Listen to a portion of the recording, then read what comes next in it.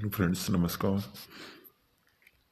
आज की क्लास में हम आज जो राष्ट्रपति है उसके बारे में पढ़ेंगे। राष्ट्रपति के जो टॉपिक्स हैं उसको पढ़ेंगे, अच्छी तरह से क्लियर करेंगे।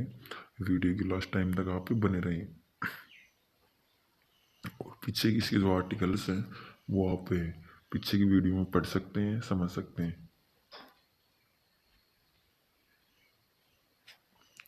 तो देखो, राष्ट्रपति नाम, पहला टॉपिक शुरू होता है अपना राष्ट्रपति। तो राष्ट्रपति देखो, एक तो पहली बात तो ये राष्ट्र का अध्यक्ष होता है, यानी देश का राष्ट्राध्यक्ष कहलाता है। दूसरी बात, ये देश का प्रमुख नागरिक कहलाता है। ये देश का प्रमुख नागरिक, प्रमुख व्यक्ति और भारत का प्रथम नागरिक, यानी भारत का ये प्रथम नागरिक भी कहलाता है। कौन? राष्ट्रपति भारत का प्रथम नागरिक कहलाता है, राष्ट्र का प्रमुख है, ये इसके बारे में बताया गया है। दूसरी बात, इसके अलावा राष्ट्रपति संवैधानिक प्रमुख है। राष्ट्रपति का पद है वो एक तरह से कैसा पद है? संवैधानिक प्रमुख है, पद है। राष्ट्रपति का पद भी संवैधानिक प्रमुख बताया गया है। बात करते हैं, देखो राष्ट्रपति है वो संघ में आएगा। किसमें? संघ में। अब संघ का उल्लेख कर रखा है संविधान की भाग 5 में। किसमें? भाग 5 में। अनुच्छेद कब से लेकर कर रखा है इसमें? इसमें कर रखा है 52 से लेकर 151 तक। आर्टिकल 52 से लेकर 151 तक भाग 5 में संघ का उल्लेख कर रखा है। और इसी संघ में राष्ट्रपति आता है। इसी संघ में कौन आता है? राष्ट्रपति। जो आर्टिकल्स 52 से लेकर राष्ट्रपति के बारे में उल्लेख कर रखा है 62 तक। 52 से लेकर 62 तक जितने भी आर्टिकल्स हैं वो ओनली फॉर किसके बारे में उल्लेख करते हैं? प्रेसिडेंट के बारे में उल्लेख करते हैं, राष्ट्रपति के बारे में बताते हैं। यानी अच्छी तरह यहाँ देखो, राष्ट्रपति के बारे में कितने आर्टिकल्स के में बताया गया है। भाग तो 5 है ही। अब आर्टिकल्स देखो, अनुच्छेद 52 से लेकर ठीक 62 तक जितने भी आर्टिकल्स हैं उनमें सभी में प्रेसिडेंट के बारे में बताया गया है, यानी राष्ट्रपति के बारे में बताया गया। तो ठीक है, इतना तो मेरे हिसाब से शायद क्लियर हो चुका है। तो पहली बात, इसमें आर्टिकल्स 52 में सीधा सीधा लिखा गया है, भारतीय संविधान के अनुच्छेद 52 में सीधा सीधा लिखा गया है कि भारत में एक राष्ट्रपति होगा। एक क्या होगा? राष्ट्रपति होगा, जो भारत का प्रथम नागरिक भी कहलाएगा। जो भारत का क्या कहलाएगा? प्रथम नागरिक, यानी प्रथम नागरिक राष्ट्रपति कहलाते हैं। तो पद का उल्लेख कौन से आर्टिकल में कर रखा है? 52 में। राष्ट्रपति पद का उल्लेख कौन से आर्टिकल्स में है? 52 में। तो ये बात तो कर रखी है 52 में। आर्टिकल्स आता है 53 53 में कर रखा है संघ की कार्यपालिका शक्ति, यानी संघ की जितनी भी कार्यपालिका शक्ति है वो किस में निहित होंगी? राष्ट्रपति में। किस में निहित है? राष्ट्रपति में निहित है। संघ की कार्यपालिका राष्ट्रपति में निहित है। संघ की जितनी शक्तियां हैं वो सारी राष्ट्रपति के नाम से ही उल्लेखित है भारतीय संविधान में। लेकिन ये स्वयं न करके अपने अधीनस्थ अधिकारियों के माध्यम से करता है शक्तियों का प्रयोग। अपने अधीनस्थ अधिकारियों के माध्यम से इन शक्तियों को क्या करता है? प्रयोग करता है। कौन? राष्ट्रपति। अब इसके अधीनस्थ अधिकारी कौन होंगे? मंत्रिमंडल। कौन होंगे? मंत्रिमंडल।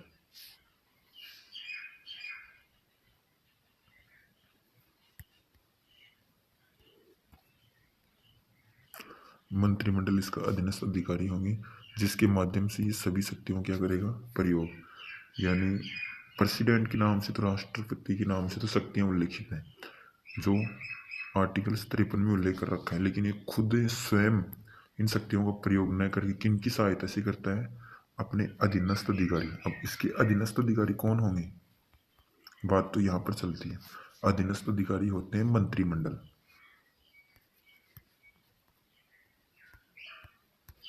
मंत्रिमंडल की सहायता से, सलाह से ही इन शक्तियों का प्रयोग करेगा ये। आगे बात करें, ये जो कार्यपालिका होती है, कार्यपालिका। अब कार्यपालिका देखो, बात करते हैं कार्यपालिका से टॉपिक आ गया। जो सरकार के अंग हुआ करते हैं, यानी शासन के अंग। पहली बात तो करेंगे शासन के अंग। तीन हुआ करते हैं शासन के अंग। कितने हुआ करते हैं? तीन।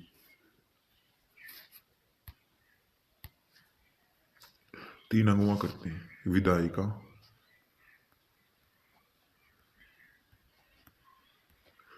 कार्यपालिका,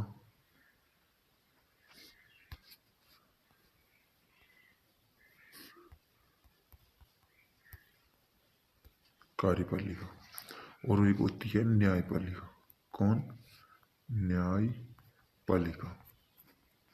ये शासन के तीन अंग हुआ करते हैं। एक ये हो गए विधायिका, सेकंड स्थान पे आ गए कार्यपालिका, थर्ड के ऊपर आ गया न्यायपालिका। ये तीन अंग हुआ करते हैं। उनमें है जो कार्यपालिका है, कार्यपालिका को दो भागों में बांट रखा है। अब आपको ये तो पता होगा कि कार्यपालिका कहाँ से आ गई। ये शासन के तीन अंग होते हैं, कार्यपालिका, विधायिका, न्यायपालिका, इसमें होती है। अब जो कार्यपालिका होती है,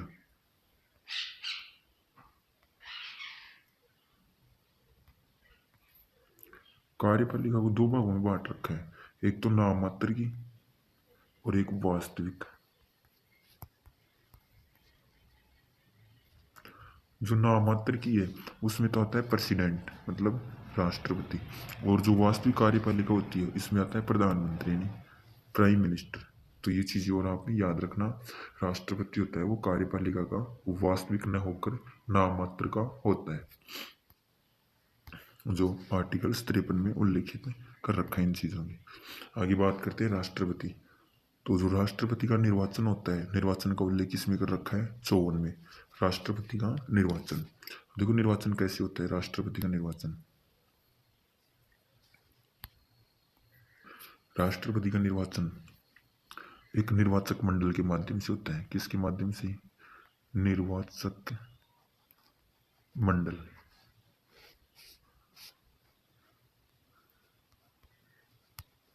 निर्वाचक मंडल के माध्यम से होता है राष्ट्रपति का निर्वाचन। अब निर्वाचक मंडल में कौन होते हैं? एमपी। एमपी किसको बोलते हैं? संसद के सदस्यों को, यानी संसद के निर्वाचित सदस्य। और सभी राज्यों की विधानसभाओं के निर्वाचित सदस्य। सभी राज्यों की विधानसभाओं के निर्वाचित सदस्य, यानी एमएलए। एमएलए। और इनके अलावा कौन होगा? दो केंद्र शासित प्रदेश, दो संघ शासित प्रदेश यूटी। कौन सी? दिल्ली और पुडुचेरी।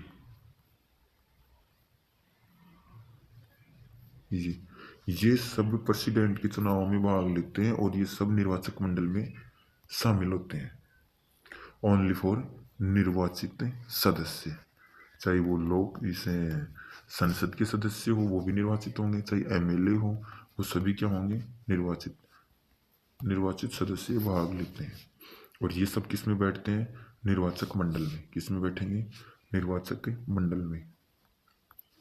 और फिर प्रेसिडेंट का चुनाव होता है।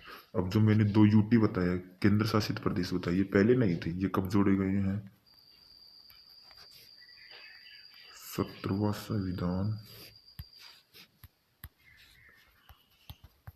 संविधान संशोधन अधिनियम 1992। इसके बाद इनको जोड़ा गया दो को, यूटी को, दिल्ली और पुडुचेरी को, इनको जोड़ा गया। वो आर्टिकल 100 में आपको पता चल गया। आते हैं 55 में। 55 में किया गया है कि निर्वाचन की प्रक्रिया। रीति का मतलब क्या होता है?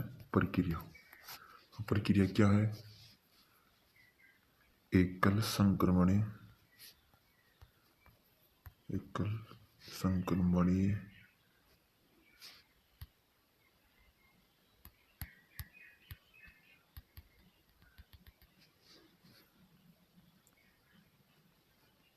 एकल संक्रमणीय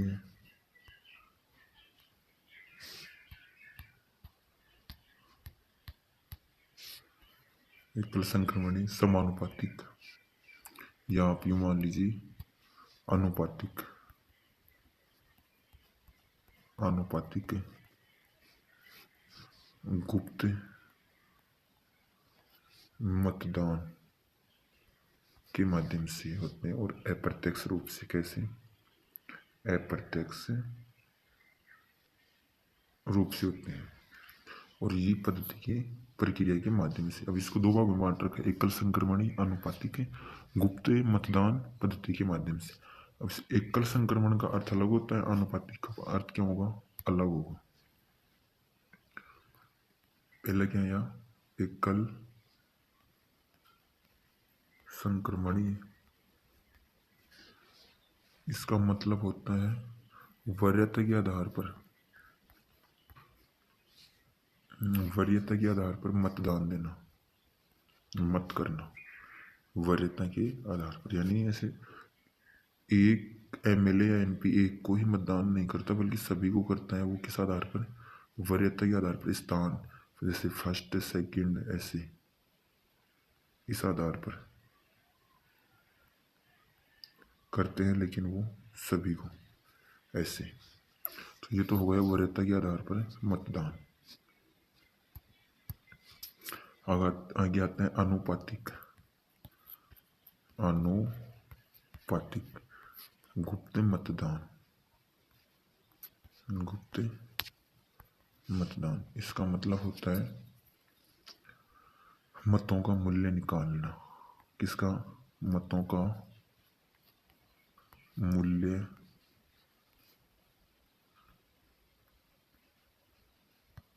निकालना, मतों का मूल्य निकालना। यानी किसका निकालेंगे मतों का मूल्य? किसका? तो एमएलए और एमपी, इन सभी के मतों का क्या निकालना?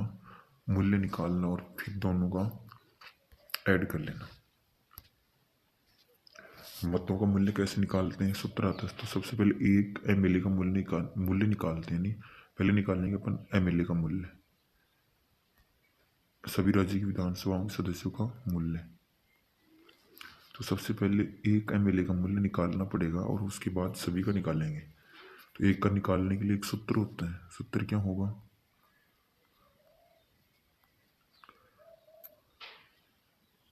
उस राज्य की कुल जनसंख्या, जिस भी राज्य के एमएलए का मूल्य निकाल रहे हैं उन सभी की, तो उस राज्य की कुल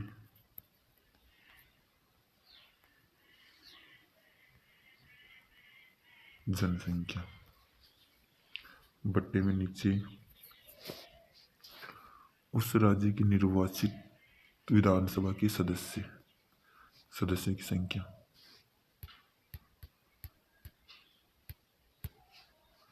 उस राज्य की जो निर्वाचित है विधानसभा के सदस्य की संख्या में एमएलए, और फिर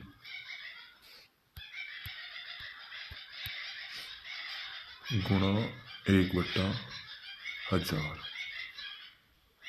1/1000। ऐसे जो सूत्र है। अब जैसे देखो फॉर एग्जाम्पल, जैसे किसी राज्य की जनसंख्या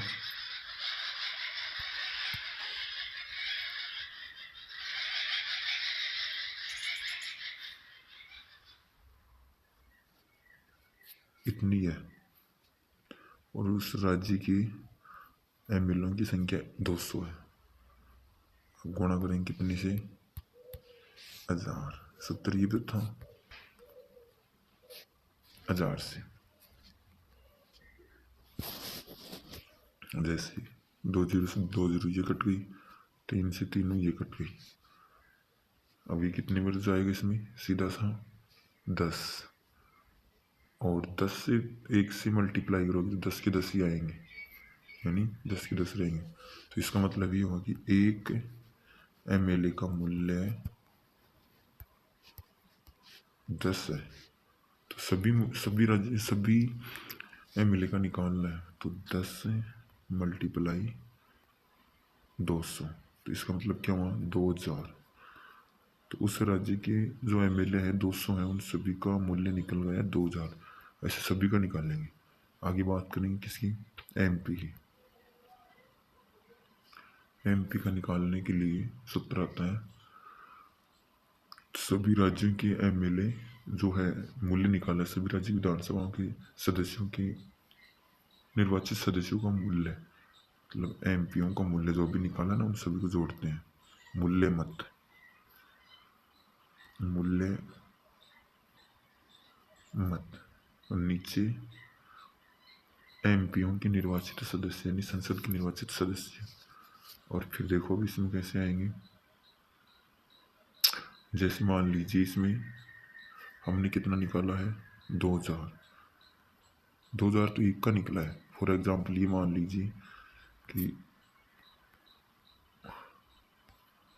10,000 हो गए और 500 है वहाँ पर एमपी कुल, और 10,000 सभी राज्य की हो गई एमएलए, ये एमपी और ये एमएलए। तो इसमें निकालेंगे कितने बच गए, 100। अब जो इनसे निकलेगा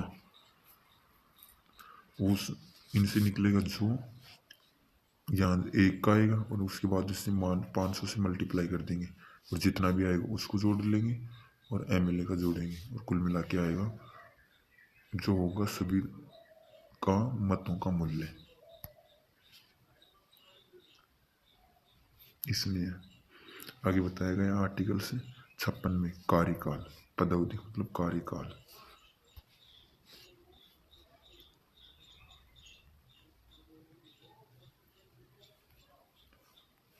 कार्यकाल कितना है, 5 वर्ष। शपथ ग्रहण करने की तारीख से कितना है, 5 वर्ष। तो शपथ कौन दिलाएगा, सीजीआई, चीफ शिप।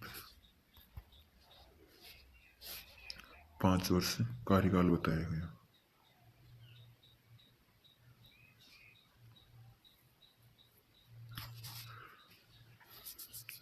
आगे आर्टिकल आता है 57 इसमें कार्यकाल होने के बाद पुनः नियुक्त किया जा सकता है, नहीं ये कार्यकाल होने के बाद पुनः भी वो चुनाव में खड़ा हो सकता है और पुनः राष्ट्रपति बन सकता है, योग्य है कहने का मतलब इसमें तो ये है।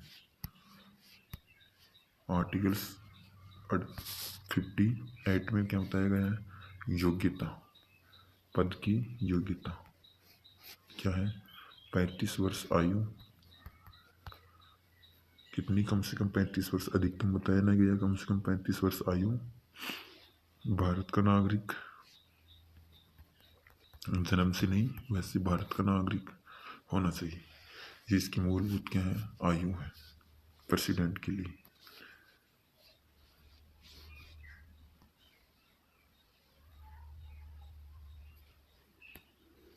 आगे आर्टिकल आता है 59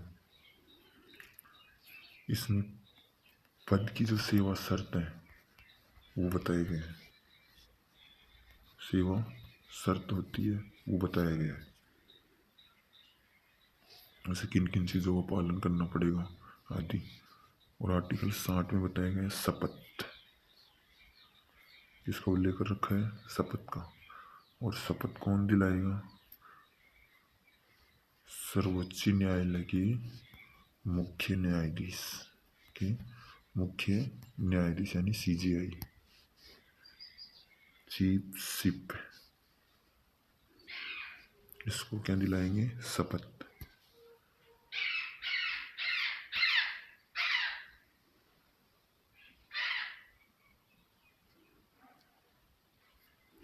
आर्टिकल 61 में महाभियोग प्रक्रिया, अठाने की प्रक्रिया,